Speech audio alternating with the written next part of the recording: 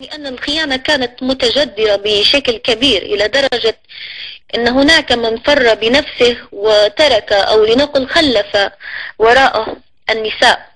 رغم أني نهى المصراتي كنت من ضمن المجاهدات أو المقاتلات، هذا يعني مش أني حتى أنا أعتبر في نفسي، ولكن العديد من الليبيين يشهدون على ذلك، وخاصة اللي كانوا مواليين للشهيد معمر القذافي. مع هذا اللي نقدر أن نقوله، وأنا اليوم من حقي أني نتوجه باللوم للعديد من الأشخاص إن تم التخلي عني. يعني حتى إن حد يبعث لي سيارة من أجل إنها تأمن لي الطريق ما كانتش الفرصة لنقل إنها متاحة، من أجل قبل ما نكون إعلامية أو قبل ما نكون يعني كنت من الإعلاميين اتصلت بأكثر من شخص. الأشخاص هادم يعني حنذكرهم في يوم من الأيام بالاسم، لأن اليوم لابد من تعية العديد من المواضيع، ولا بد من كشف المستور، ولا بد من ذكر الحقائق، ولا بد أن هيك في العديد من الأمور أنها تكون واضحة لكل الليبيين. الخيانة كانت كبيرة جدا جدا. للأسف أن خلال الحلقات كنا نتكلموا خلف الكواليس أن هناك مؤامرة. يعني أنا تقريبا من شهر 7 في سنة 2011 كنت نبي نطلع من الإعلام الليبي، ويعني طلبت في أكثر من مناسبة أني حابة أني نطلع دوري وأديته، وواجبي اتجاه ليبيا واتجاه الحق نعتبر في نفسي أني أديته، لأن حجم المؤامرة كانت كبيرة جدا. كنا نسمع في حاجات وكنا نشوف في حاجات، وكانت في ناس تجي تشكينا من أشياء معينة، ولما نتكلموا عليها نلقوا إن احنا في تاني يوم نتحولوا للتحقيق. حتى خلال فترة الأحداث للأسف كانت في تحقيقات من قبل بعض الأشخاص الذين كانوا يصرون إنهم وطنيين أو إنهم يحبوا ليبيا وإنهم يفهموا في مصلحة ليبيا أكثر من أي شخص آخر. طبعا مع الوقت خلال الفترة ال6 شهور الماضية اكتشفت ان العديد من الاشخاص اللي احنا كنا نسموا فيهم واللي كنا نتكلموا عليهم واللي كنا ننوه عليهم واللي كنا نقولوا راهو هادم وضعهم مش طبيعي، راهو هادم سوس، اكتشفنا ان هم فعلا كانوا خونة، وكانوا للأسف يعني ما زالوا خلال فترة الأحداث وخلال الحرب اللي احنا شهدناها ما زالوا موجودين في اماكنهم، ما زالوا موجودين في مناصبهم، لدرجة ان اليوم نقدر نقولوا ان يعني ان احنا بشكل او باخر او الناس اللي كانت اعطت ثقة في ناس لا تستحق هذه الثقة انهم ساهموا في الوضع اللي احنا وصلنا له اليوم. ومن حقي اني انا اللوم على العديد من الاشخاص، على العديد من الاسماء، اني اللوم على الناس اللي كنا نشوفوا فيهم قيادات او كنا نشوفوا فيهم رموز، لكن للأسف كلهم طلعوا يعني بلهجة خوتنا المصريين والشاميين يقولوا فيشنك، يعني رموز من فيشنك، ولكن هذه الحقيقة.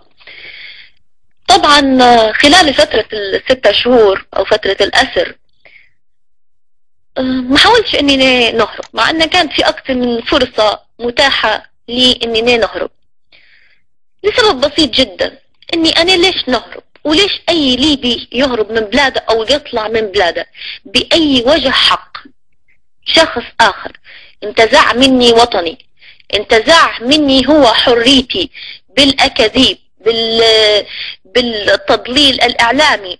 يعني هذه الثورة وهذه الفورة كانت مبنية على حالة كبيرة من التضليل الإعلامي ومن كذلك الأشياء المزورة والحقائق المغلوطة، بدليل أنا حابة أن الناس اللي اليوم تشاهد في قنواتهم الجردانية أنها تقوم بتوثيق العديد من الأمور. يعني عندما تحدثنا أن هذه الثورة لم تكن أبدا ثورة سلمية، كانوا طلعوا وقالوا لا احنا ثورتنا سلمية واحنا امورنا كانت سلمية، والنظام قابلنا بالميمطا وقابلنا بالرشاش والى غير ذلك من امور يعني من مهاترات واكاذيب بشعة جدا. ولكن اليوم في قنواتهم أصبحوا يؤكدون أن ثورتهم لم تكن أبدا ثورة سلمية.